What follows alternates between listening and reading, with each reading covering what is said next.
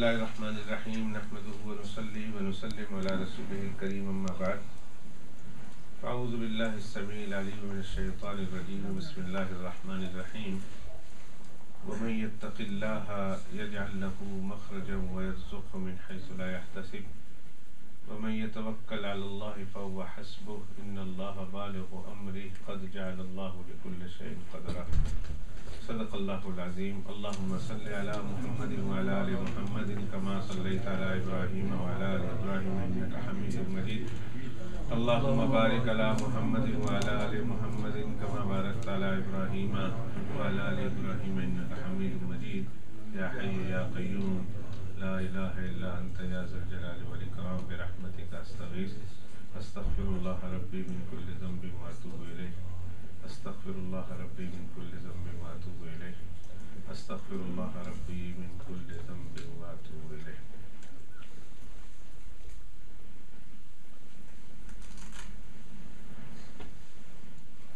जुम्मतुल मुबारक के दिन हम हफ्ता भर में पूछे गए ऐसे सवालों के जवाब कुरान पाक और सुन्नत रसूल सल्लल्लाहु अलैहि वसल्लम की रोशनी में देने की कोशिश करते हैं कि जिससे हाज़रीन को और सामीन को भी कुछ फ़ायदा पहुंचने की उम्मीद होती है। अगरचे इन सवालों के पूछने वालों को उसका जवाब बर वक्त दे दिया जाता है, लेकिन फिर भी हम ये कोशिश करते हैं कि आम मजलिस में भी उन सवालों को दोहरा कर उसका जवाब मज़ीद तफसील के साथ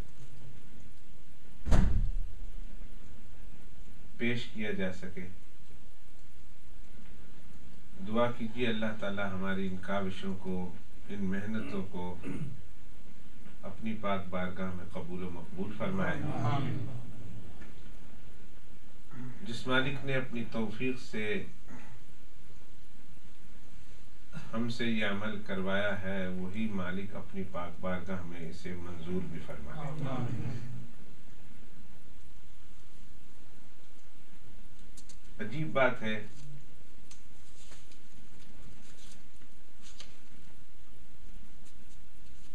कि कहीं तो कहा गया कि तुम्हारे अमलों की वजह से तुम्हें जन्नत नहीं मिलेगी, बल्कि मेरी रहमत से मिलेगी, मेरे फजल से मिलेगी।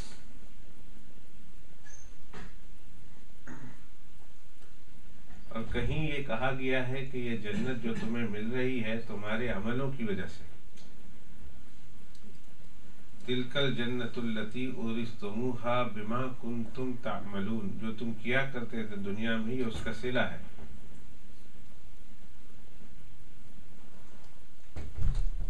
तो कहीं ये कहा जा रहा कि नहीं, जन्नत तुम्हें नहीं मिलेगी तुम्हारे अमलों की बदौलत, बल्कि ये मेरे फजलो करम से मिलेगी। और कहीं कहा जा रहा कि ये जन्नत हम तुम्हें दे रहे हैं तुम्हारे उन नेक आमाल की वजह से जो तुमने किया है, जो तुम करते रहे। कोता जहन वाले, कमजोर नजर रखने वाले जब वो इस दो तरह के मजमून को देखते हैं तो शोर मचा देते हैं कि देखो कुरान पाक में और हदीस पाक में तारुज़ है। हदीस पाक ये कहती है कि कोई इंसान जन्नत में अपने अमल की वजह से नहीं जाएगा, और कुरान मजीद में अल्लाह ताला फरमाते हैं कि ये जन्नत तुम्हें मिली है तो तुम्हारे अमलों की वजह से मिली। तो कुरान पाक कुछ कहता है, हदीस पाक कुछ कहती है, तो फिर वो इसका फायदा उठाकर हदीस पाक को मशकूक करार देने की, मशकूक गर्दानने की बड़ी हद तक कोशिश करते हैं। لیکن جس کو اللہ سبحانہ و تعالیٰ نے تھوڑی بہت عقل دی ہے، صاحب بصیرت ہے، وہ حضرات اس کا جواب یہ دیتے ہیں کہ کوئی تعارض نہیں ہے، دونوں میں کوئی اختلاف نہیں ہے،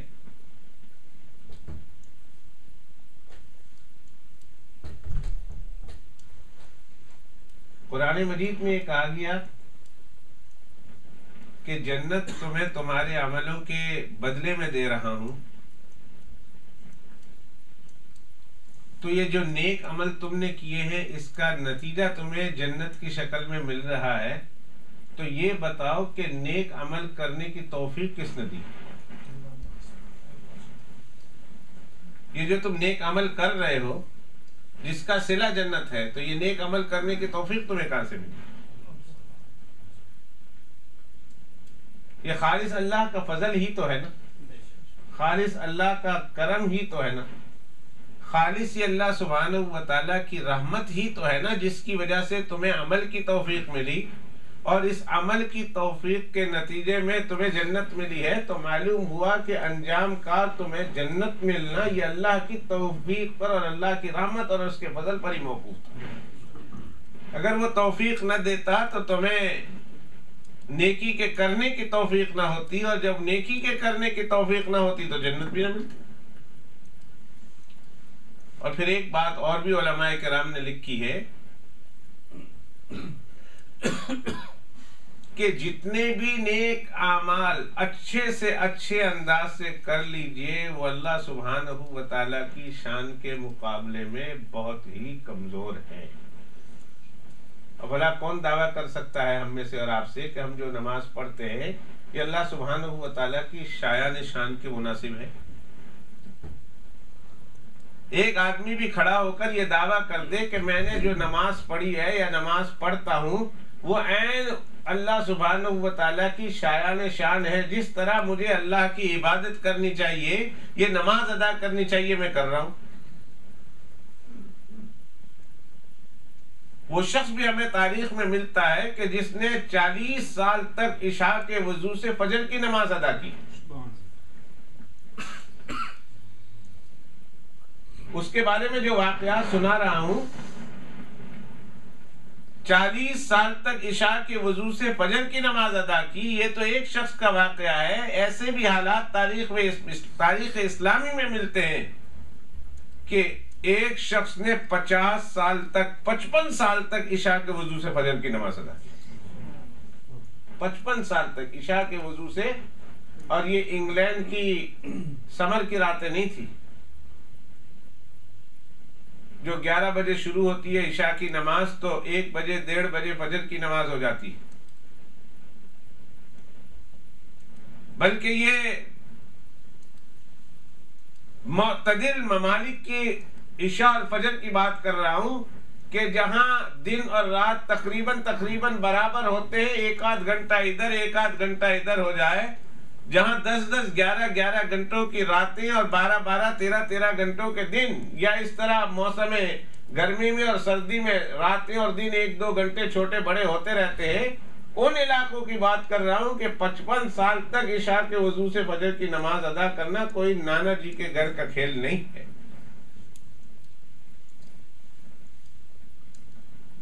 لیکن جو واقعہ میں سنانا چاہتا ہوں وہ یہ ہے کہ 40 سال تک عشاء کے وضو سے فجر کی نماز ادا کرنے والا، یہ نفل نماز ہے، یہ نفل عبادت ہے، تو جس کی نفلی عبادتوں کا یہ عالم ہے، اندازہ لگا لیجئے اس کے فرائض کا کیا عالم ہوگا۔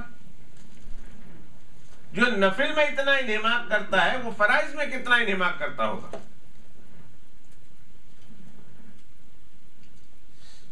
جب وہ خانہ کعبہ میں پہنچتا ہے اور خانہ کعبہ میں پہنچ کر طواف کرتا ہے اور طواف کے بعد سعی کرتا ہے اور سعی کرنے کے بعد مقام ابراہیم پر 2 رکعت نماز ادا کرتا ہے، اور جب سجدے سے فارغ ہو کر نماز سے فارغ ہو کر ہاتھ اٹھاتا ہے پاک پروردگار کی بارگاہ میں، تو اس کی زبان پر جو جملہ ہوتا ہے، لوگ آمین کہنے کے لیے کھڑے ہوتے ہیں، دعا کرنے کے لیے اور دعا میں آمین کہنے کے لیے کھڑے ہوتے ہیں، شامل ہو جاتے ہیں، ساتھ کے حضرت کی دعاؤں میں ہم بھی شامل ہو جائیں گے۔ تو اس آدمی کی زبان پر پہلا یہ جملہ نکلتا ہے کہ الہی ما عبدنا کا حق کا عبادتک، اے اللہ آج تیری پاک بارگاہ میں پہنچ کر بندہ یہ اعتراف کرتا ہے کہ جس طرح تیری عبادت کرنی چاہیے تھی مجھ سے تیری عبادت کا حق ادا نہ ہوا۔ اندازہ لگا لیجیے۔ اور بھلا کیسے دعویٰ کر سکتا ہے کہ سید الانبیاء والمرسلین جناب محمد الرسول اللہ صلی اللہ علیہ وسلم اپنی مناجات میں اللہ سبحانہ و تعالیٰ سے یہ مناجات کرتے ہوئے پائے گئے، اور حدیث کی کتابوں میں یہ مناجات ملتی ہے کہ سرور دو عالم صلی اللہ علیہ وسلم اللہ سے یہ دعا کرتے ہوئے نظر آتے ہیں اور یہ کہتے ہوئے نظر آتے ہیں کہ الہی ما عبدنا کا حق کا عبادتک وما عرفنا کا حق کا معرفتک، اے اللہ جس طرح تیری عبادت کرنی چاہیے تھی عبادت کا حق ادا نہ ہوا، جس طرح تجھے پہچاننا چاہیے تھا پہچان کا حق ادا نہ ہوا۔ پھر دنیا میں کون دعویٰ کر سکتا ہے؟ ہماری اور آپ کی نمازیں جتنے بھی ہم پڑھ لیں، جتنے بھی صحیح طریقے سے پڑھ لیں، اللہ کی شان کے آگے وہ کمزور ہی کمزور ہیں، کمزور ہی کمزور ہیں، کمزور ہی کمزور ہیں، جتنی اچھی وردی پڑھ لیں۔ تو اب ہماری ان عبادتوں کو اللہ قبول فرما لے،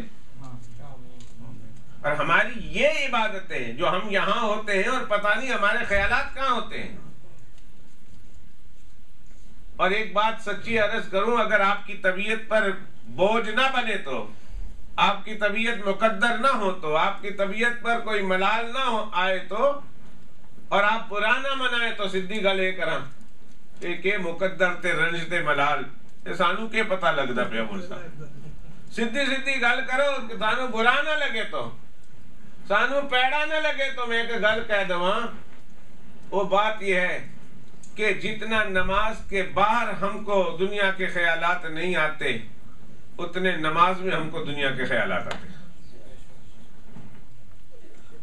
فلم دیکھتے وقت اتنی سوچیں نہیں آئیں گی، ہم سارا کنسنٹریٹ کریں گے فلم پر۔ مجال ہے کہ اگر کوئی شخص فلم میں بچہ بھی چوچا کر دے لگا تو نکل تو کڈ ویکھن نہیں دیندہ، بچے کو نکال کے کان پکڑ کر کمرے سے باہر نکال دیتے ہیں، ڈرامہ دیکھیں تو نکال دیتے ہیں، فلمیں دیکھیں تو نکال دیتے ہیں، دوستوں کی محفلوں میں بیٹھے ہوئے ہوں تو ہمیں اتنے خیالات اور وساوس تنگ نہیں کرتے اور نہ اتنے دنیاوی خیالات آتے ہیں۔ لیکن کیا کیجئے، جیسے ہی اللہ اکبر کے لیے ہاتھ باندھا ہے کہ جو بات نماز کے بعد کبھی نہیں سوچی تھی وہ نماز میں یاد آنے لگتی۔ ہماری عبادت کی تو یہ حالت ہے، یہ شان ہے ہماری عبادت کی۔ اور پھر ہماری ایسی ٹوٹی پوٹی عبادت اللہ سبحانہ و تعالی قبول کر کے اس کے بدلے ہمیں جنت دے دے، تو یہ اصل میں کہنے کو تو اللہ رب العزت بطور ہمت افزائی کے یہی کہتے ہیں کہ یہ تمہاری نیکی کا صلہ ہے جو تمہیں دے رہا ہوں، لیکن ہم اور آپ جانتے ہیں کہ ہماری نیکی کا صلہ ہم کو نہیں ملا، بلکہ اللہ کا یہ شکر ہے، رحمت ہے، فضل ہے کہ اس نے ہماری ٹوٹی پوٹی عبادت کو قبول کر لیا۔ یہ تو اس کے فضل سے ہم کو دیا ہے، یہ اللہ پاک ہم کو خوش کرنے کے لیے، اللہ پاک ہماری ویلیو کو بڑھانے کے لیے، اللہ سبحانہ و تعالی ہماری ہمت افزائی کے لیے یہ کہہ رہے ہیں کہ تلک الجنت التی اورثتموها بما کنتم تعملون، یہ جنت جو ہم دے رہے ہیں تمہارے عمل کے بدلے دے رہے ہیں۔ حقیقت یہ ہے کہ ہمیں بھی پتا ہے کہ ہمارے عمل اس قابل نہیں تھے کہ اس کے بدلے یہ جنت ملتی ہے، تو خالص اللہ کا فضل و کرم۔ جناب رسول اللہ صلی اللہ علیہ وسلم ایک واقعہ حضرت جبرائیل آ کر یہ واقعہ سنا رہے ہیں۔ جناب رسول اللہ صلی اللہ علیہ وسلم حضرت جبرائیل علیہ نبینا علیہ السلام یہ واقعہ سنا رہے ہیں کہ ایک شخص بنو اسرائیل میں تھا، 500 سال تک پہاڑ کی چوٹی پر اللہ سبحانہ و تعالیٰ کی عبادت میں مشغول رہا، 500 سال تک کسی سے لینا دینا نہیں، ساری دنیا سے الگ تھلگ ہو کر پہاڑ پر رہنے لگا ہے، اللہ سبحانہ و تعالیٰ کی حلال کردہ چیزوں سے بھی وہ اجتناب کر رہا، نہیں استعمال کر رہا، اور استعمال نہ کرنے کو وہ ثواب سمجھ رہا، اور اسی کا نام روحانیت ہے۔ روحانیت اسی کا نام ہے کہ جو چیز اللہ رب العزت نے حلال کی ہو اور اس کے استعمال کی اجازت دی ہو، اس کو چھوڑنا ثواب سمجھ رہا ہو کہ بھائی میں اس کو چھوڑ کر اللہ کا قرب حاصل کروں گا، یہ روحانیت ہے۔ پہلے زمانے میں اس کی اجازت تھی، اور میرے آقا نے فرمایا لا روحانیت فی الاسلام، اسلام میں کوئی روحانیت نہیں۔ کوئی حلال چیز ہے آپ نہیں کھاتے، بے شک نہ کھائیں۔ آئس کریم ہے کبھی نہیں کھائی، نہ کھائیں۔ چاکلیٹ ہے کبھی نہیں کھائی، بے شک نہ کھائیں، نہیں کھانے کو دل کرتا تو۔ لیکن یہ نہیں سمجھنا چاہیے کہ چاکلیٹ نہیں کھاؤں گا تو ثواب زیادہ ملے گا، آئس کریم نہیں کھاؤں گا تو ثواب زیادہ ملے گا۔ جو حلال چیزیں ہیں اس کے حرام ہونے کا دل میں تقاضا نہ ہو، ارادہ نہ ہو، عقیدہ نہ ہو کہ یہ حرام کی چیزیں ہیں، لیکن ایک انسان اس کو استعمال نہیں کرتا اور اس کے استعمال نہ کرنے کو کوئی ثواب کی چیز بھی نہیں سمجھتا، تو شریعت مطہرہ میں اس کے متعلق کوئی مطالبہ بھی نہیں، کوئی مواخذہ بھی نہیں ہے۔ تمہاری مرضی ہے، استعمال کرو، میں نے حلال کر رکھی ہے، کھانا ہے کھاؤ، نہ کھانا ہے نہ کھاؤ۔ بہت ساری حلال چیزیں ایسی ہوں گی جو آپ نے کبھی کھائی نہیں، جو میں نے کبھی نہیں کھائی، لیکن ایک حلال چیز آپ کے سامنے پیش کی جائے اور ایک حلال چیز پیش کرنے کے بعد آپ کہیں نہیں بھائی نہیں، مجھے نہیں چاہیے۔ کیوں نہیں چاہیے؟ کہا یہ حلال چیز ضرور ہے لیکن میں اس کو نہ کھا کر مجھے زیادہ ثواب ملے گا، تو سمجھ لیجئے کہ یہ روحانیت ہے، اور روحانیت کی اسلام میں گنجائش نہیں۔ ایک دفعہ میں آئس کریم کھا رہا تھا، میرا اپنا لطیفہ سنیے، یہ بھی بتا دیا آپ کو میں آئس کریم کھاتا ہوں۔ میں آئس کریم کھا رہا تھا، ایک شخص یہاں سے گزرے، انہوں نے کہا مولوی صاحب تسی بھی آئس کریم کھاندے ہو؟ میں کیا یار، تو میں کوئی انسان نہیں، وہ جانور ہوں، انسانی آئس کریم کھاتے ہیں تو میں بھی تو آخر انسان ہوں، تو اگر میں نے آئس کریم کھا لی تو کیا ہوا؟ کہا مولوی ہو کے آئس کریم کھاتے؟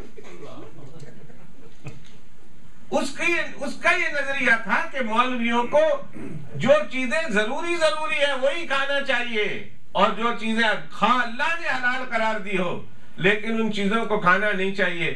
میں نے کہا بھائی اسلام میں روحانیت کی گنجائش نہیں ہے، اور جو اللہ کی حلال کردہ چیزیں ہیں اگر انسان اس کو نہیں استعمال کرتا ویسے ہی تو کوئی حرج نہیں ہے، لیکن یہ سوچ کر اللہ کی حلال کردہ چیز کو چھوڑ دے کہ بھائی یہ تو نہیں کھاؤں گا تو ثواب ملے گا، یاد رکھیے کہ یہ پہلے شریعتوں میں گنجائش تھی، اس کی اسلام میں اس کی گنجائش نہیں۔ اور پھر فرمایا نا میرے آقا علیہ الصلوۃ والسلام کا فرمان پھر سناتا ہوں، فرمایا لا رہبانیت فی الاسلام، اسلام میں رہبانیت کی کوئی گنجائش نہیں۔ پہلی شریعتوں میں نکاح کرنا جائز تھا، پہلی شریعتوں میں نکاح کرنا جائز تھا، نکاح کرنے کی گنجائش تھی، لیکن وہ اس گنجائش سے فائدہ نہیں اٹھاتے تھے، کہتے تھے حلال ضرور ہے لیکن ہم نکاح نہ کر کے اپنے اللہ سبحانہ و تعالیٰ کو راضی کریں گے، ہم دنیا کے جمیلے میں نہیں پڑنا چاہتے، ہم نکاح نہیں کریں گے، ان حلال چیزوں سے بھی ہم اپنے آپ کو ابسٹین رکھیں گے، اپنے آپ کو روکے رکھیں گے، اور ان حلال چیزوں سے فائدہ نہیں اٹھائیں گے۔ خواہ اللہ نے حلال قرار دی ہے اور وہ سمجھتے تھے اس میں ثواب زیادہ ہے، لہذا وہ شادیاں نہیں کرتے تھے، اور جو لوگ جتنے زیادہ راہی ہو جایا کرتے تھے، جتنے زیادہ اللہ سبحانہ و تعالیٰ کی جو ہے رحمت کے اور ثواب کے زیادہ جو ہے وہ سمجھے جاتے تھے، خواہش مند ان حضرات کو اتنی حلال چیزوں سے اپنے آپ کو دور کیے جاتے تھے، یہی رہبانیت تھی۔ میرے آقا علیہ الصلوۃ والسلام کی عبادتوں کو سن کر 3 صحابی رضی اللہ تعالیٰ عنہ قسم کھا بیٹھے ہیں۔ ایک نے کہا لا آکل اللحم، آئندہ سے میں کبھی گوشت نہیں کھاؤں گا، قسم کھا لیا۔ اور دوسرے کہنے لگے نہ میں کبھی افطاری نہیں کروں گا، نہ کبھی افطاری کروں گا نہیں، میں روزانہ روزے رکھوں گا، رات کو سوؤں گا بھی نہیں۔ اور تیسرے نے کہہ دیا کہ میں شادی ہی نہیں کروں گا۔ جناب رسول اللہ صلی اللہ علیہ وسلم کو اس کی اطلاع ملی، اللہ کے پیغمبر علیہ الصلوۃ والسلام نے فرمایا یہ تم نے کون سی قسم کھا لی؟ گوشت نہ کھانے کی قسم کھانا، کیا گوشت اللہ نے حلال نہیں قرار دیا؟ تو اللہ کی حلال کردہ چیز کو تم نے اپنے اوپر حرام کیسے قرار دیا؟ اور تم نے اس سے بچنے کو اپنے لیے ثواب کی بات کیسے قرار دی ہے؟ میں بھی کھاتا ہوں، میں بھی پیتا ہوں، میں بھی روزہ رکھتا ہوں، میں بھی افطار کرتا ہوں، میں بھی سوتا ہوں، میں بھی جاگتا ہوں، رات میں نے بھی جاگی ہے، رات میں سوتا بھی ہوں، اور میں شادی بھی کرتا ہوں۔ اور اس موقع پر اللہ کے پیغمبر علیہ السلام نے فرمایا فَمَنْ رَغِبَ عَنْ سُنَّتِي فَلَيْسَ مِنِّي، یہ میری ساری سنتیں ہیں، اور کوئی شخص میرے راستے پر چلنا چاہتا ہے اور میرے راستے پر چل کر ثواب حاصل کرنا چاہتا ہے وہ تو اسے ملے گا ثواب، لیکن جو میری سنت سے ہٹ کر کسی اور راستے پر چلے گا اور میری سنت سے اعراض کرتے ہوئے زندگی گزارے گا فلیس منی، اس کا رستہ اور ہے، میرا رستہ اور ہے۔ ہم نکاح کے موقع پر یہ حدیث ہر مرتبہ پڑھتے ہیں، النکاح من سنتی فمن رغب عن سنتی فلیس منی، جس نے میری سنت سے اعراض کیا اس کا طریقہ الگ ہے، میرا طریقہ الگ ہے، وہ میرے طریقہ پر نہیں۔ 500 سال تک پہاڑ کی چوٹی پر سارے لوگوں کو چھوڑ چھاڑ کر اپنی تمام تر خواہشوں کو رون کر پامال کر کے پس پش ڈال کر پہاڑ کی چوٹی پر چلا گیا اور اللہ سبحانہ و تعالیٰ کی عبادت میں مصروف رہا، اور 500 سال میں پلک جھپکنے کے برابر بھی اللہ کی نافرمانی نہیں کی، اس نے عبادتوں میں گزاری اس نے۔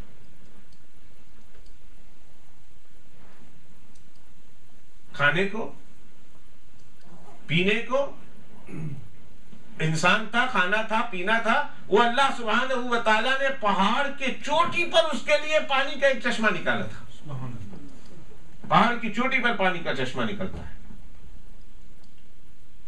ٹھنڈا ٹھنڈا پانی نکلتا ہے، پانی پی لیتا ہے، اور پھر پہاڑ کی چوٹی پر اللہ نے انار کا ایک درخت لگایا تھا، اور دن میں صبح ایک انار لگ جاتا، شام ایک انار لگ جاتا، بھوک لگتی وہ انار توڑ دیتا، اسی انار پر گزارا ہے، صبح بھی اس نے انار کھایا، شام بھی اس نے انار کھایا، ٹھنڈا ٹھنڈا پانی پیا، عبادت میں مشغول ہو گیا۔ 500 سال اس طرح اس نے گزارا۔ جناب رسول اللہ صلی اللہ علیہ وسلم کو حضرت جبرائیل علیہ السلام یہ واقعہ سنا رہے ہیں اور فرما رہے ہیں یا رسول اللہ پھر اس کی موت کا وقت آ گیا، اللہ پاک نے بھیجا اور کہا دیکھو بھائی تیری موت کا وقت آ گیا ہے، اور اللہ پوچھتے ہیں، اللہ جاننا چاہتے ہیں تو کس حال میں مرنا چاہتا ہے، بتا تیرا کون سی پوزیشن میں مرنا چاہتا ہے، میرے پاس آنے کا وقت ہو گیا، ملاقات کون سے حال میں کرنا چاہتا ہے۔ تو اس بندے نے اللہ پاک سے عرض کی یا اللہ میں سجدے کی حالت میں مرنا چاہتا ہوں، میرا جی چاہتا ہے میں تیرے سامنے سجدہ ریز ہوں، میں سجدے کے ذریعہ سے تیرے ساتھ ہم کلام ہوں، تیری مناجات میں مشغول ہوں، تیرے قدموں کو بوسہ دے رہا ہوں، تیرے قدموں میں میں نے پاؤں رکھا ہوا ہوں، تیرے سامنے میں پڑا ہوا ہوں، اور اس حال میں ملک الموت میری روح نکال دے۔ اللہ نے کہا جبرائیل جا کے اس کو سنا دے کہ ہم نے تیری یہ التجا منظور کر لی۔ التجا منظور ہوئی، انتقال ہو گیا۔ جب جبرائیل علیہ السلام اور آسمان سے فرشتے آتے ہیں تو وہاں سے حاضری دے کر آتے ہیں اور وہاں سے حاضری دے کر جاتے ہیں۔ ہم آسمان سے اترتے ہیں تو اس کے قریب اترتے ہیں، اور آسمان پہ جاتے ہیں تو اس کے قریب سے جاتے ہیں، آج تک اس کی قبر وہاں موجود ہے۔ جناب رسول اللہ صلی اللہ علیہ وسلم فرمایا کہ اللہ پاک نے کچی پیشی کے موقع پر اس کی روح کو اپنے سامنے حاضر کیا، اور روح کو حاضر کرتے ہوئے یہ کہا بندے بہت خوش کیا تم نے مجھے، 500 سال تک میری عبادت کی اور نافرمانی نہیں کی، پلک جھپکنے کے برابر میں خوش ہوا، فرشتوں اسے لے جاؤ میری رحمت سے جنت میں داخل کر دو۔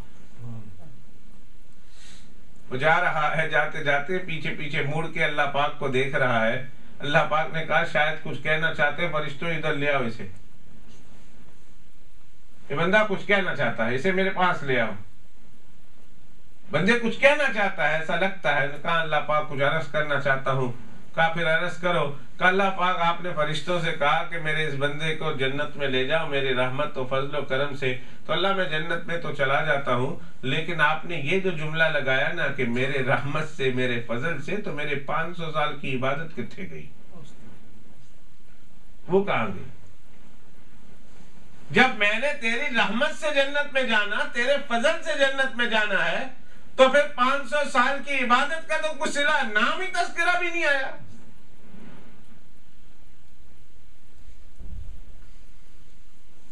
ذرا یہ سوچ نہیں لگی ان کو، یہ سوچ نہیں آئی ان کو کہ یہ جو 500 سال تک عبادت کی ہے، یہ میرے مالک کا ہی تو رحم ہے، فضل اور کرم ہے۔ اگر وہ فضل و کرم شامل حال نہ کرتا تو ہم بھلا ادھر ہوتے۔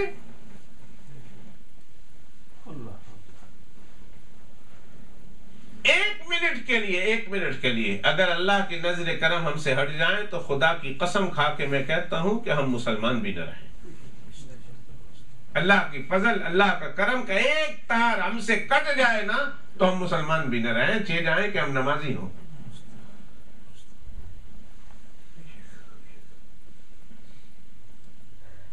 ہم مسلمان بھی نہ رہیں، یہ تو اللہ کا خالص فضل ہے، اس کی مہربانی ہے مسلمان ہے۔ پھر اس کے بعد اس کے احسانات ہیں، اس کے احسانات کے بوجھ کے تلے ہم دبے ہوئے ہیں کہ جو ہم اتنے سارے جو ہے مرحلے طے کر رہے ہیں اور نمازیں پڑھ رہے ہیں، ذکر کر رہے ہیں، اللہ کی یاد کر رہے ہیں، اللہ کی باتیں کر رہے ہیں اور سن رہے ہیں، یہ خالص اس کا فضل ہے۔ ورنہ اگر اس کی نگاہ کرم ہٹی نہیں کہ ہم تو کافر کے کافر ہو کر رہ گئے۔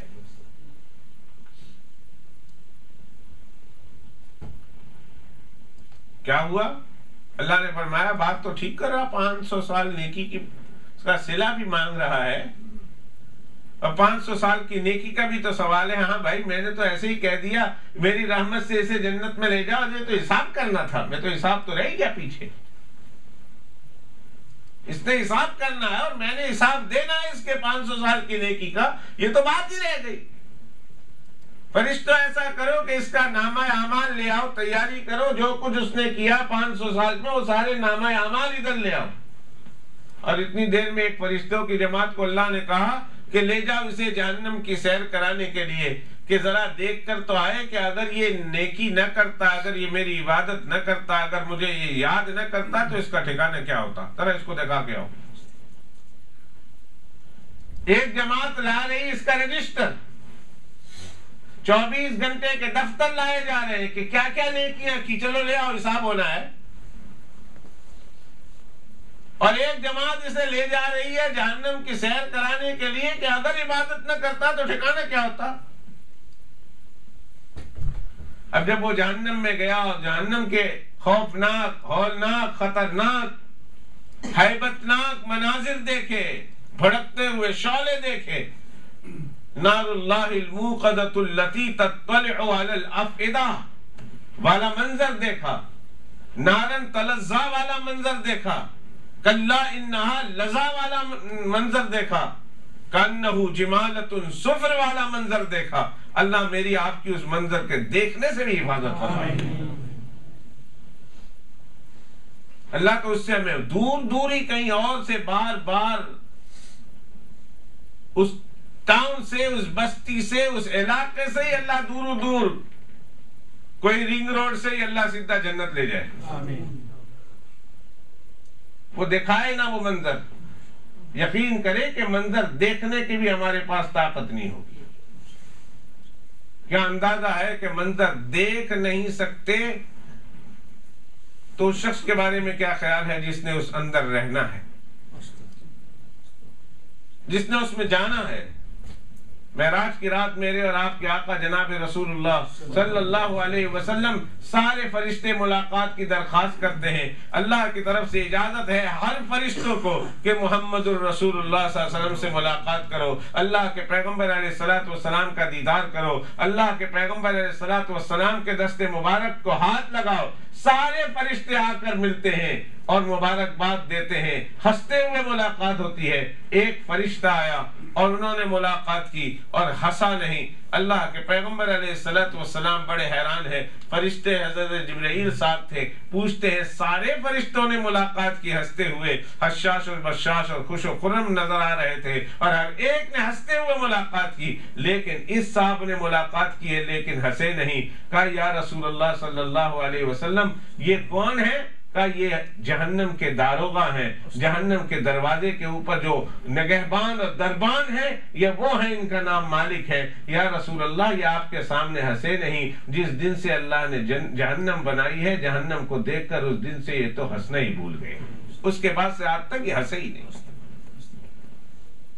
جانا انہوں نے نہیں ہے، وہ تو صرف دربان ہے جہنم کے دروازے کے، لیکن جس دن سے جہنم کو دیکھ لیا ہے اس دن سے ہنسنا بھول گئے، ہنسے نہیں، کبھی کسی نے ان کو مسکراتے ہوئے نہیں دیکھا۔ تو جس شخص نے اندر جانا ہے اللہ اکبر وہ غافل پڑا ہے، جس کے لیے تیار کی گئی ہے وہ خواب غفلت میں پڑا ہوا ہے، وہ ہنس رہا ہے، کہہ لگا رہا، وہ خواب غفلت میں ہے، اور وہ اتنا مطمئن نظر آتا ہے جیسے اللہ پاک نے یہ جہنم کسی اور کے لیے بنائی ہے، ہم تو جائیں گے نہیں اس میں۔ دعا کریں اللہ تعالیٰ سے کہ اللہ تعالیٰ اس منظر کے دیکھنے سے ہماری حفاظت فرمائے، ہمیں تو اللہ پار لگا دے۔ اور قرآن مجید سنیے تو جناب رسول اللہ صلی اللہ علیہ وسلم پر یہ آیت کریمہ نازل ہوتی ہے، قرآن مجید کا 16واں سپارہ ہے، سورۃ مریم ہے۔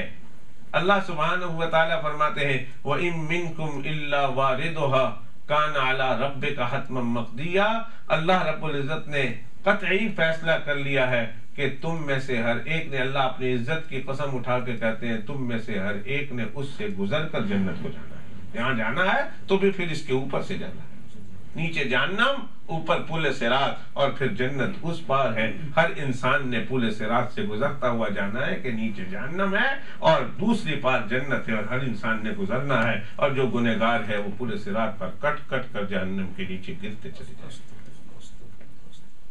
اللہ میری آپ کی حفاظت فرمائے۔ اللہ کے کچھ بندے تو ایسے ہوں گے جو بجلی چمکنے کی طرح پل صراط پار کرتے ہوئے نکل جائیں گے، کچھ پل صراط پر سے گزر رہے ہوں گے اور انہیں اس بات کا پتہ ہی نہیں ہوگا کہ نیچے جہنم ہے، اتنے اطمینان کی حالت میں گزر رہے ہوں گے۔ پتہ ہے حدیث میں جناب رسول اللہ صلی اللہ علیہ وسلم نے کیا فرمایا کچھ لوگ باتیں کرتے ہوئے، ہنستے کھیلتے ہوئے پل صراط پر سے گزر رہے ہوں گے تو جہنم کہے گی اللہ کے ولیو جلدی نکل جاؤ کہ تمہارے ایمان کی ٹھنڈک سے میری آگ بجھ رہی ہے، میری آنکھ بجھ رہی ہے تمہارے ایمان کے نور اور ٹھنڈک سے، نکل جاؤ، جلدی نکلو۔ ان لوگوں کے ایمان کا کیا مقام ہوگا، ان لوگوں کے ایمان کا اندازہ لگا لیجئے، تمہارے ایمان کے نور اور ٹھنڈک سے میری آنکھ بجھ رہی ہے، نکلو جلدی یہاں سے، جہنم پکارے گی۔ کچھ لوگ کٹ کٹ کر جہنم میں گر رہے ہوں گے، چیخ و پکار ہوگی۔ اللہ تعالیٰ تو ہمیں ان نیک لوگوں کے ساتھ ان کی معیت میں، اللہ تعالیٰ اپنے حبیب صلی اللہ علیہ وسلم کی معیت میں، ان کی جو ہے وہ اتباع میں، اللہ سبحانہ وتعالیٰ ان کے ہم سفری میں اللہ تعالیٰ جنت الفردوس تک ہمیں پہنچا دے، بغیر جہنم کے دیکھے ہوئے اور بغیر جہنم کے جائے ہوئے۔ آمین آمین یا رب العالمین۔ جب اس نے جہنم کے مناظر دیکھے،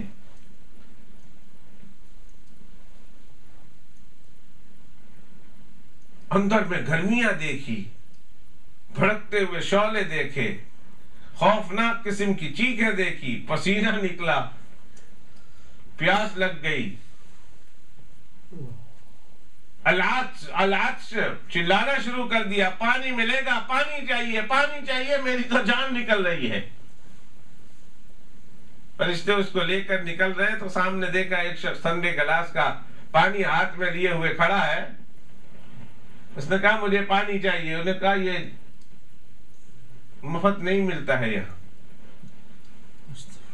پانی یہاں مفت نہیں ملتا، ہم تو بدلے میں دیتے ہیں۔ انہوں نے کہا بدلہ کیا لوگے؟ انہوں نے کہا ایک گلاس کے بدلے 500 سال کی نیکی۔ اس گلاس کا بدلہ 500 سال کی نیکی ہے۔ اپنے دل میں سوچا میں تو جنت جا چکا ہوں، 500 سال میرے ہیں، یہ ادھر سے نہیں نکلا تو جنت کیا؟ انہوں نے کہا میرے 500 سال کی نیکی میں نے کی ہوئی ہے، وہ تم لے لو۔ مجھے پانی دے دو، پانی پی لیا، جلدی سے نکالو بھائی مجھے، جلدی سے نکالو، جلدی سے نکالا اور اللہ کی عدالت میں سامنے آ گئے، پہلے ہی اس کے دفتر موجود ہے، اللہ پاک نے فرمایا آپ حساب کر لیتے، چل لے آؤ، تیرے 500 سال کی نیکی کدھر گئی، وہ لے آؤ میرے سامنے اور میں بھی اپنا دفتر لے آتا ہوں، اپنے انعامات لے آتا ہوں۔ اسے یاد آیا کہ میں تو اپنے 500 سال کی نیکی تو وہاں بیچ کر آیا ہوں ایک گلاس پانی کے بدلے، اللہ پاک حساب نہیں چاہیے، اللہ نے کہا حساب ہوگا۔ کیسے نہیں چاہیے؟ کہاں گئی تیرے 500 سال کی نیکی؟ اللہ پاک وہ تمہیں ایک گلاس پانی کے بدلے دے آیا، تو 500 سال تک پہاڑ کی چوٹیوں پر تمہیں ٹھنڈا پانی پلاتا رہا، اس کا حساب کون دے گا؟ جو ٹھنڈا ٹھنڈا پانی 500 سال تک تمہیں پہاڑ کی چوٹیوں پر پہنچاتا رہا، اور روزانہ صبح شام ایک ایک انار تازے بتازے تیرے لیے درخت پر لگاتا رہا، اس کا حساب کون دے گا؟ اس کا بھی تو حساب میں نے لینا ہے۔ ہر گلاس کے بدلے 500 سال کی نیکی لاؤ، اور 500 سال تک جو صبح شام پیتے رہے اس کی نیکی، اس کا بدلہ لے آؤ، اور انار کھاتے رہے وہ لے آؤ۔ اب وہ حیران اور پریشان، اللہ پاک نہیں چھوڑے نہ حساب بند کرے، اللہ پاک بس اپنے فضل سے جنت میں داخل کرے۔ اللہ نے کہا نہیں، حساب کا شوق تو تینوں سیکھا نا، حساب کی بات تو تم نے کی، آ جاؤ حساب کر لے۔ تم نے کہا نہیں اللہ پاک پہلی بات رہنے دے، اپنے فضل و کرم سے اپنی رحمت سے مجھے جنت میں داخل کر دے۔ بس وہ اللہ سبحانہ و تعالیٰ کی ذات بھی ہنس پڑی، اللہ سبحانہ و تعالیٰ کو بھی رحم آیا۔ اسے سزا تو دینی نہیں تھی، اسے اللہ رب العزت نے صرف باور کرانا تھا، اسے اپنے نیکیوں پر جو ناز تھا اللہ رب العزت نے اس ناز کو توڑنا تھا۔ کہا آ جاؤ بندے۔ جب اس نے اعتراف کر لیا کہ نہ اللہ مجھے اپنے فضل ہی سے جنت میں بھیج دے، اللہ نے فرمایا پھر جا، اب میرے فضل سے جنت چلا۔ اور جبرائیل علیہ السلام نے فرمایا یا رسول اللہ ہاں اصل بات تو یہی ہے کہ انسان کو جنت اللہ کے فضل ہی سے ملتی ہے، اور جب جس کسی انسان کو جنت ملی ہے ملے گی وہ اللہ کے فضل سے ملے گی، اس لیے کہ نیکی جتنی بھی کر لے انسان وہ اللہ رب العزت کے فضل ہی سے کیا کرتا ہے، اور جتنی بھی نیکی کر لے اور جیسی اعلیٰ سے اعلیٰ نیکی کر لے، لیکن وہ اللہ سبحانہ و تعالیٰ کے شان کے مقابلے میں کوئی نیکی سمجھی ہی نہیں جاتی ہے۔ لہذا جب بھی اس نیکی کو اللہ نیکی سمجھ کے قبول کرے، یہ بھی اللہ کا فضل ہوتا ہے۔ میں نے آپ کو گزشتہ کل بتایا تھا ایک واقعہ اپنے حوالے سے، مجھے یاد رہ گیا۔ کبھی کبھی آپ ایسی نیکیاں آپ بھی کر دیا کریں، کبھی کبھی ایسی بات اپنے بچوں کے ساتھ آپ بھی کر دیا کریں، بچے یاد رکھیں گے۔ 30 سال، یہ تو اس واقعے کو گزرے ہوئے میرا خیال ہے 30 سال سے بھی زیادہ ہو گیا، بلکہ اس سے بھی زیادہ۔ اب میں صحیح بتاؤں گا تو آپ کو میری عمر کا پتہ لگ جائے گا، پھر مہندی لگانے کا فائدہ کی ہے۔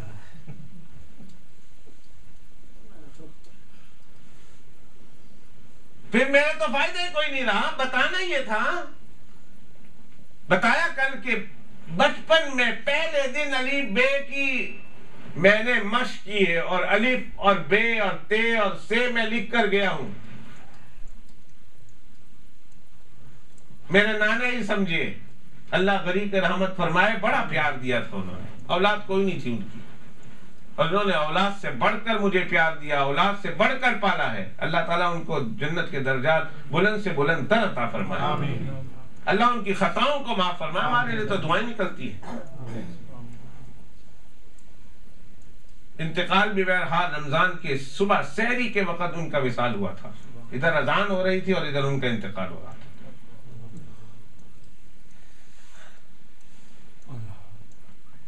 جب پوچھا بیٹا پہلے دن کیا کر کے آئے ہو، میں تو بڑا خوش تھا، واہ واہ، استاد نے بھی واہ واہ کہا تھا۔ ہم نے الف ایسا لکھا تھا کہ اگر شروع آسٹریلیا سے ہوتا ہے تو ختم اس کے الف کی نیچے نوک امریکہ میں جا کے ہوتی ہے، اور بے ایسا لکھا ہوا تھا جیسے کشمیر کی ہانڈی ہوتی ہے، اجمیر کی ہانڈی، اور جیم اور لام اور پتہ نہیں کس طرح ہم نے لکھا ہوا تھا۔ آج ہمیں ہنسی آتی ہے جب ہمارے انکل نے وہ دیکھا، کہنے لگے واہ واہ اتنا اچھا، واہ میرے بیٹے اتنا اچھا کمال کا لکھا ہے، تمہیں تو اس کے بدلے انعام ملے گا۔ اور فوراً گاڑی بلائی اور گاڑی منگوائی، ہم کو بیٹھا کر لے گئے، اور گئے ہم لوگ چائنا ٹاؤن، اور وہاں سے وہ پیڈل والی گاڑی، اتنی خوبصورت اس کا چھت، اتنے خوبصورت اس کے چکے، اور اس قدر اس کے ٹائر، اس کا سب کچھ اتنا بہترین یہ لے کر دی کہ میرے بچے نے آج تختی لکھی ہے۔ ہم تو اس وقت یہی سمجھتے تھے کہ بڑا ہم نے کام کمال کا کیا ہے جس کا یہ نتیجہ ملا ہے، لیکن آج جب بڑے ہوئے اور معلوم ہوتا ہے اس میں تو کچھ بھی نہیں تھا، یہ خالص ان کا کرم تھا، فضل تھا، ہمت افزائی تھی جو انہوں نے قبول فرما لی۔ آج جب اس واقعے کو یاد کرتا ہوں اور قرآن مجید کی آیت پڑھتا ہوں تو مجھے اللہ رب العزت ان سے زیادہ مہربان نظر آتے ہیں۔ فرمایا تمہارا عمل کچھ بھی نہیں ہے، لیکن جب میں یہ کہتا ہوں تمہارے عمل کو میں قبول کرتا ہوں تو تم یہ مت سمجھنا کہ تم نے بڑا عمل کیا ہے، بلکہ میں ہمت افزائی کرتا ہوں اپنی رحمت سے، تمہیں نمبر دیتا چلا جا رہا ہوں، تمہارے عمل کو قبول کرتا چلا جا رہا ہوں، یہ میرا فضل ہے، میری رحمت ہے، ورنہ کچھ بھی نہیں، تمہارے عمل میں کوئی دم نہیں ہے۔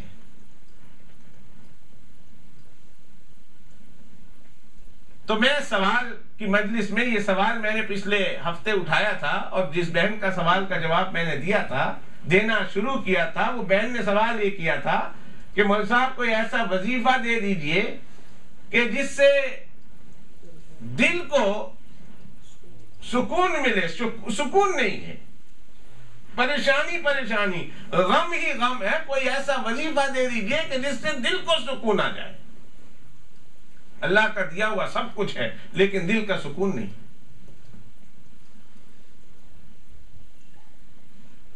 تو میں سنا رہا تھا آپ کو وہ حدیث پاک، اس سکون کا نسخہ دینے سے پہلے میں آپ کو ایک حدیث پاک سنا رہا تھا کہ اس سکون کا نسخہ اور اس کی فضیلت کیا ہے، وہ ایک اور حدیث پاک سے معلوم ہوتی ہے۔ میں دونوں حدیثیں ملا کر آپ کے سامنے پیش کر رہا تھا، وہ حدیث ادھوری رہ گئی، آج میں اسے بھی پوری کر دوں گا، لیکن آج پہلے اس سوال کا جواب دے دیتا ہوں۔ وہ یہ ہے کہ جناب رسول اللہ صلی اللہ علیہ وسلم نے فرمایا کہ کثرت کے ساتھ لا حول ولا قوت الا باللہ پڑھا کرو۔ کثرت کے ساتھ لا حول ولا قوت الا باللہ پڑھا کرو، کثرت کے ساتھ پڑھا کرو۔ فرماتے ہیں میرے آقا علیہ الصلوۃ والسلام، اللہ سبحانہ و تعالی نے اس وظیفے میں 99 بیماریوں کی دوا رکھی ہوئی ہے۔ 99 بیماریوں کی دوا ہے، کون سی؟ اور کثرت کسے کہیں؟ بزرگوں سے جب پوچھا جاتا ہے، کتابوں میں جب کہا جاتا ہے کہ کثرت سے پڑھا کرو تو کثرت سے مراد کیا ہوتی ہے، تو بزرگوں نے لکھا ہے کہ کثرت سے کم از کم 300 مراد ہوتے ہیں۔ 300 کا عدد کتنا؟ 300، اور زیادہ سے زیادہ جتنا پڑھ لو۔ لیکن جب کہا جاتا ہے کسی وظیفے کے آگے لکھا ہوتا ہے، کسی بات میں لکھا ہوتا ہے یہ بات کثرت سے کرو، یہ کثرت سے پڑھو، تو کم از کم کثرت کی مقدار وہ 300 ہے۔ تو صرف سمجھانے کے لیے کہتا ہوں کہ کم از کم 300 مرتبہ لا حول ولا قوت الا باللہ پڑھا کرو۔ میرے آقا نے فرمایا اللہ رب العزت نے اس ذکر کے اندر، اس کلمے کے اندر 99 بیماریوں کی اللہ رب العزت نے دوا رکھی ہے۔ یہ 99 بیماریوں کا علاج اور شفا ہے اللہ نے۔ کوئی آپ نے کہیں دیکھا ہوگا پیسے دے کر آپ خریدتے ہیں ملٹی وٹامن، روزانہ ملٹی وٹامن صبح اٹھتے پیتے ہیں۔ کہتا ہے میں نے ایک دفعہ کسی کو پوچھا، یہ ایک دفعہ ادھر وضو خانے میں کھڑے کھڑے پی رہے تھے، میں نے کہا بیٹھ کے پیو، نے کہا میرے ساتھ دوائی پینا۔ میں کہا کون سا دوائی پیتے ہیں؟ انہوں نے کہا ملٹی وٹامن۔ میں نے کہا یہ کون سی دوائی ہوتی ہے؟ انہوں نے کہا تو نہیں پتا، اس کے اندر اے بھی ہے، اس کے اندر سی بھی ہے، اس کے اندر ڈی بھی ہے، اور اس کے اندر ای بھی ہے۔ واہ، ملٹی وٹامن۔ تو میں نے کہا ملٹی وٹامن، اس کے نیچے یہ بھی لکھا ہوا ہے کہ اسے کھڑے کھڑے پینا ہے۔ اب کھڑے کھڑے پی رہے ہیں تو کیا لکھا ہوا تھا اسے کھڑے کھڑے پینا ہے؟ کہنے لگے سوری دے دو، نہیں ایسا نہیں لکھا ہوا ہے، پر میں دوائی پی رہا ہوں، ملٹی وٹامن ہے، یہ ایک کھاؤ تو اس سے کئی فائدے ہوتے ہیں۔ اللہ اکبر، ملٹی وٹامن کا تو فائدہ ہم کو معلوم ہے، لیکن 99 بیماریوں کا علاج اور 99 بیماریوں کا نسخہ اور 99 بیماریوں سے شفا والا کلمہ اور ذکر ہم کو اس کا پتہ نہیں، اور پتہ ہے تو اس کی طرف توجہ نہیں۔ یقین کرو، تعویذ دے دو نا، چاہے پوری کتاب کیوں نہ ہو، گلے میں باندھنے کے لیے تیار ہے، لیکن اگر ان کو یہ کہہ دو کہ اتنی بار ذکر کر لو تو ان کا منہ اس طرح گرتا ہے جیسے کوئی جو ہے امریکہ کے ٹوئن ٹاور گر گئے اور اس کے اندر اس کی 15 دکانیں ہو۔ جتنا افسوس اسے ہوتا ہے، جتنا دکھ ہوتا ہے، ذکر کرنے کا انہیں مت بتاؤ، تعویذ بے شک پوری کتاب دے دو کہ گھول کے پی لو تو پینے کے لیے تیار، لیکن انہیں ذکر کا کہو کہ یہ کر لو تو ان کے لیے تو بڑی مصیبت ہے۔ میرے آقا جناب رسول اللہ صلی اللہ علیہ وسلم فرماتے ہیں نا، 99 بیماریوں کی شفا اللہ رب العزت نے اس لا حول ولا قوت الا باللہ کے اندر رکھی ہے، اس لیے ذکر کثرت سے لا حول ولا قوت الا باللہ پڑھا کرو۔ اور آگے یوں فرمایا کہ اس میں ادنا درجے کی، سب سے کم درجے کی جو بیماری، اس 99 بیماریوں میں جو سب سے کم درجے کی بیماری ہے، جو لا حول ولا قوت الا باللہ کی برکت سے دور ہوتی ہے، وہ ہے ہم۔ اس کو کیا کہا گیا حدیث میں؟ ہم کہا گیا، چھوٹا ہے اور میم، اور کہا گیا کہ ہم کی بیماری ہے، اور ہم کی بیماری کا معنی ہے دل کی پریشانی۔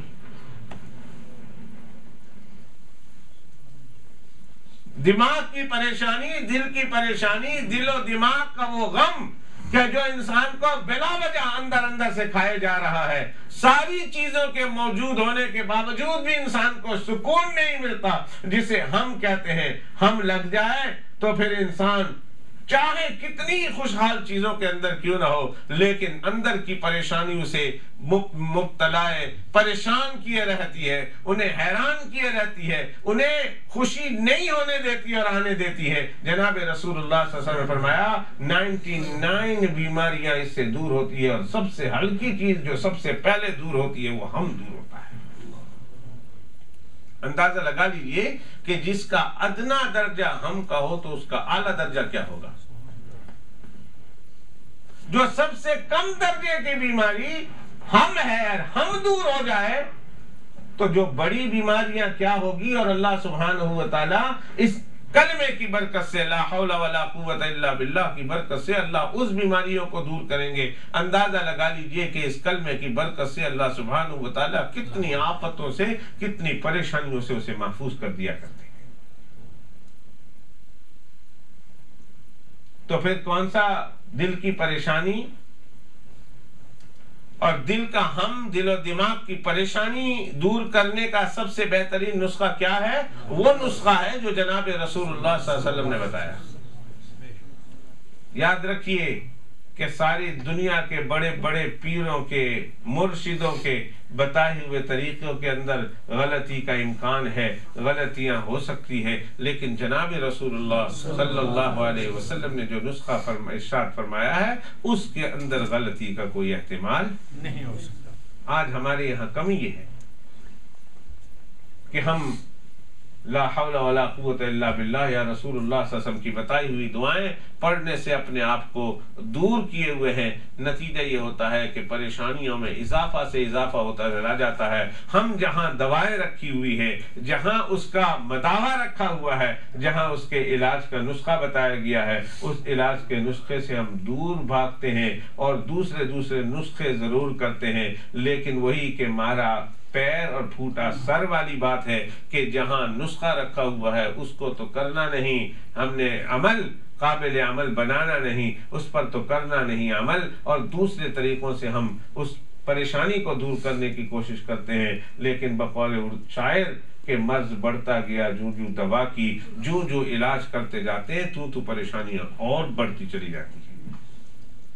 اس لیے میں نے آج کی مجلس میں ایک بات تو یہ سوال کا جواب دے ہی دیا جس کو میں نے شروع کیا تھا۔ میری اس تقریر کو پچھلی منگل کی تقریر سے ملا کر سنا جائے تو انشاءاللہ ثم انشاءاللہ تعالی سننے والوں کو بہت زیادہ فائدہ ہوگا. اور پورے اس سوال کا جواب 2 مجلسوں میں 2 نشستوں میں آپ کے سامنے میں نے پیش کیا ہے.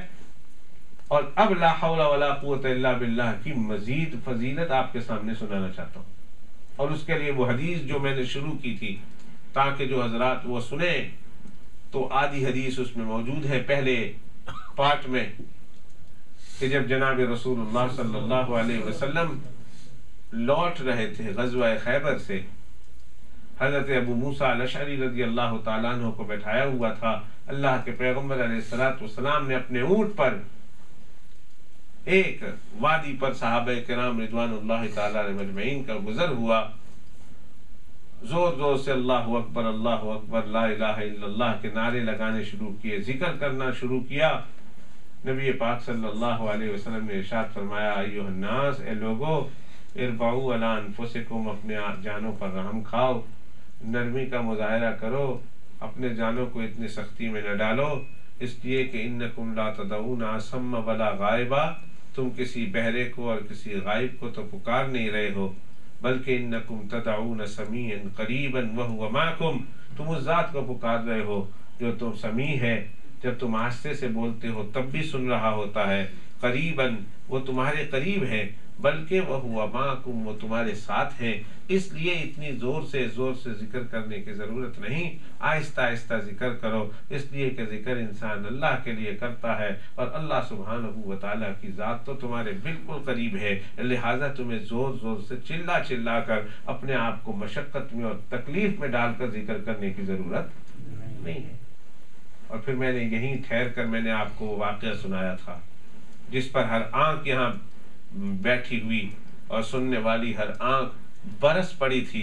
حضرت عبداللہ ذو البجادین رضی اللہ تعالیٰ عنہ کا واقعہ، کہ کوئی یہ نہ سمجھے کہ پھر جو صوفیاء کرام اور مشائخ سلسلہ والے یہ زور زور سے لا الہ الا اللہ کا ذکر کراتے ہیں، یہ ذکر تو پھر صحیح نہیں ہونا چاہیے. میں نے بتایا تھا اس کا جواب کہ وہ لا الہ الا اللہ کا ذکر زور سے کراتے ہیں، اور اس حدیث پاک میں جو لا الہ الا اللہ کا زور زور سے ذکر کرنے کی ممانعت ہے وہ اس طرح زور زور سے کہ جس سے انسان کو تکلیف پہنچے، جسے جہر مفرط کہتے ہیں. ایسا زور زور سے ذکر کرنا کہ جس سے انسان کا گلا بھی بیٹھ جائے، انسان کا سر بھی دکھنے لگ جائے، انسان کا سانس بھی پھول جائے، انسان کو تکلیف بھی ہو.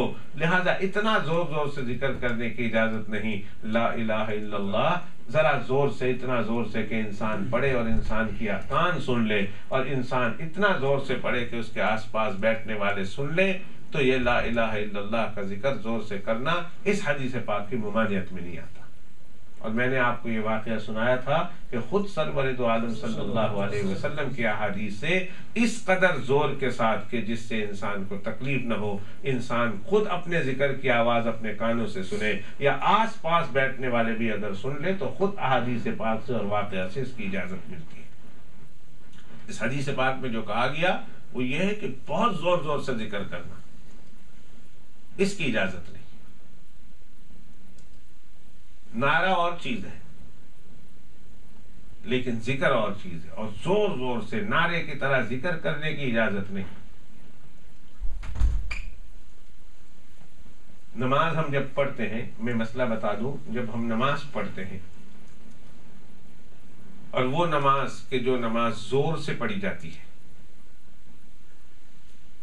جسے جہری نماز کہتے ہیں، تو جہری نماز میں بندہ زور سے پڑھتا ہے، سری نماز میں بندہ آہستہ پڑھتا ہے. ظہر اور عصر کی نمازوں میں آہستہ پڑھا جاتا ہے، مغرب کی 2 رکعتوں میں، عشاء کی 2 رکعتوں میں اور فجر کی 2 رکعتوں میں زور سے پڑھا جاتا ہے.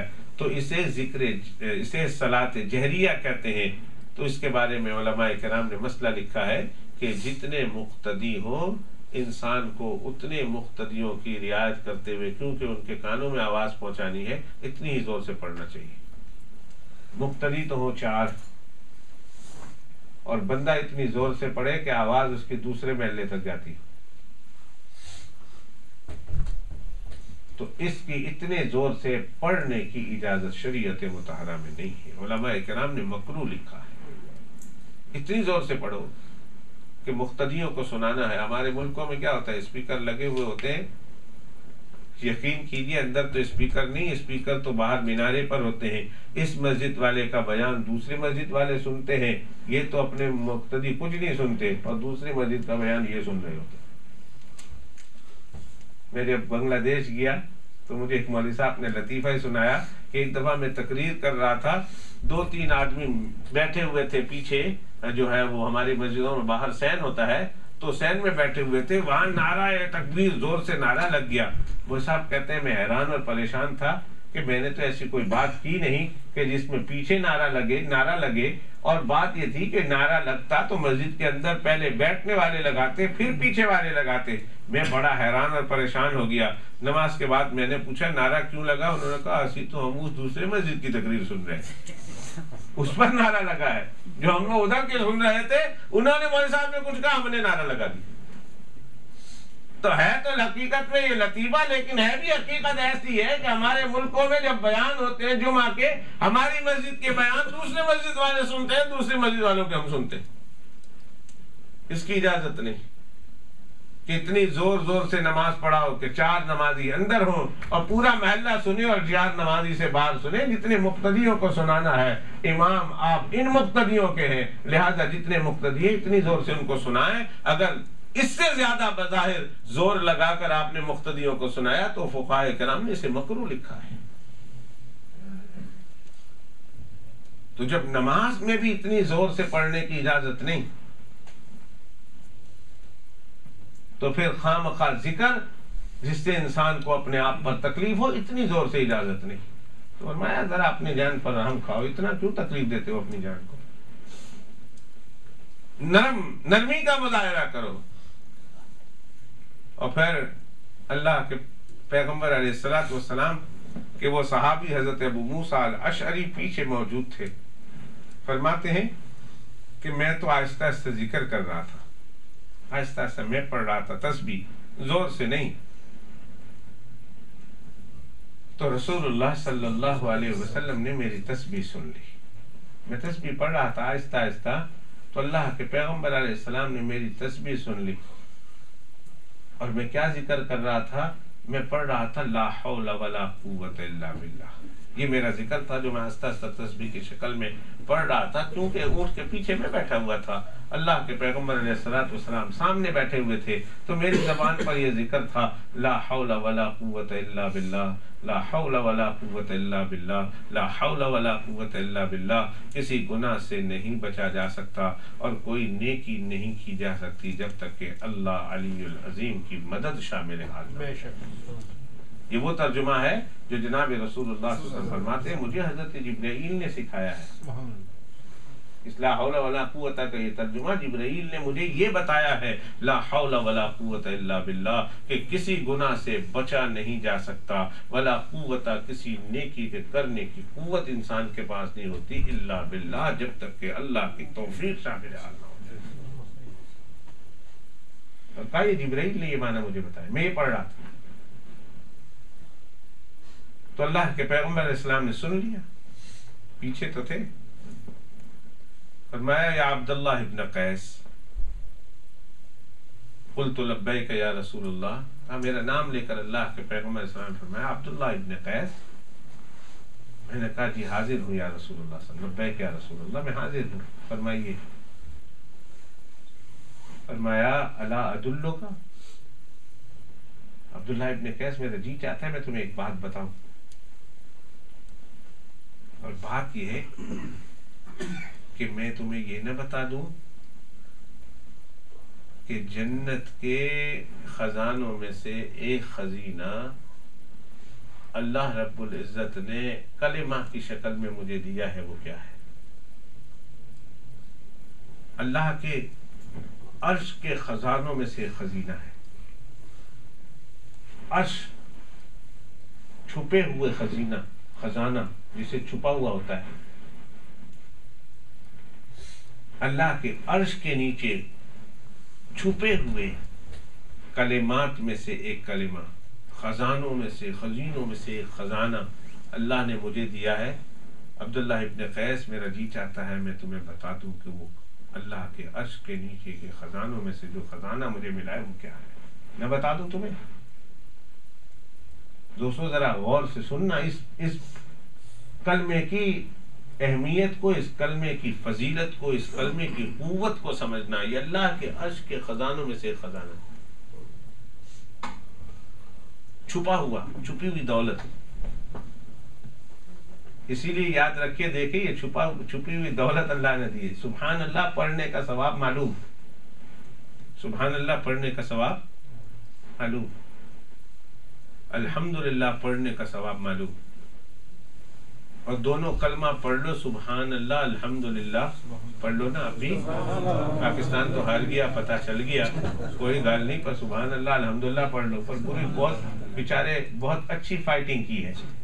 اب یہ تو آپ کی دعائیں نہیں انہیں پہنچا سکی، یہ وکری گل ہے، لیکن سبحان اللہ الحمدللہ تو پڑھ لو. آپ کہیں گے مولوی صاحب ادھر بیٹھے ہو، کس طرح پتہ لگتا ہے؟ ہمارے جن آگے پیچھے پھرتے ہیں. وہ آ کے کہتے ہیں، ایک دعان بڑا خوش ہوتا ہوں میں، ذرا زور پاور مارتا ہوں، کہتے ہیں میں اور زور مارتا ہوں، پھر آ کے کہتا ہے، ہم نے کہا چلو گئے، کوئی بات نہیں. ہار جیت تو کھیل کا حصہ ہے.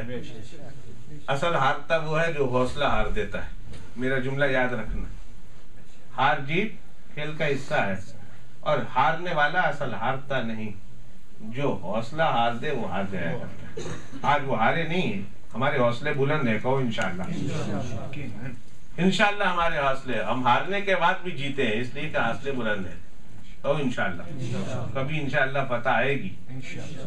اللہ اس سے بہتر فتح دے ہم لوگ.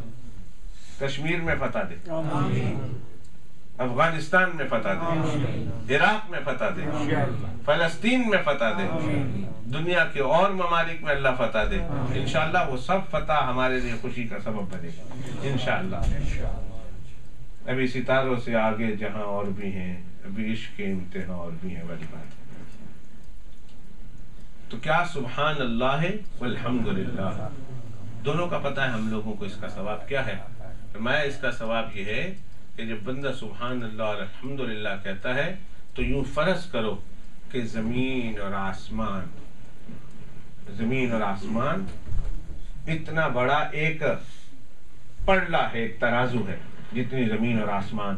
جب سبحان اللہ کہتا ہے تو اللہ اس آدھے پڑلے کو، آدھے ترازو کو ثواب سے بھر دیتے ہیں. اور جب بندہ سبحان اللہ کے ساتھ الحمدللہ بھی کہتا ہے تو اللہ سبحانہ و تعالیٰ زمین سے لے کر آسمان تک کا جو ترازو بنا ہوا ہے اللہ اس کو ثواب سے بھر دیتے ہیں. صرف سبحان اللہ اور الحمدللہ کہنے کو اس کا ثواب معلوم ہے، لا الہ الا اللہ کا ثواب معلوم ہے.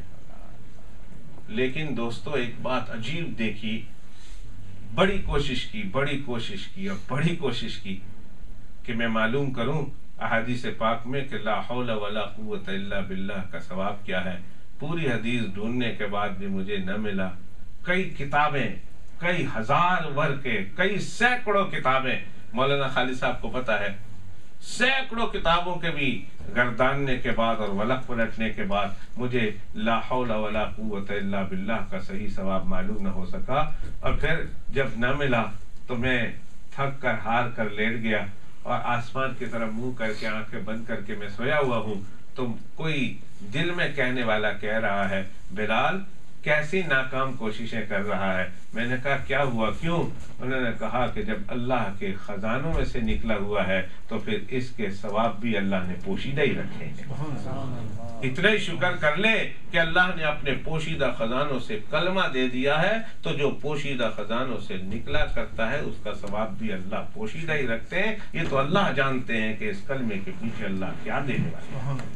سبحان اللہ کا ثواب بتا دیا، الحمدللہ کا بتا دیا، لیکن لا حول ولا قوت الا باللہ کا ثواب کہیں بھی نہیں.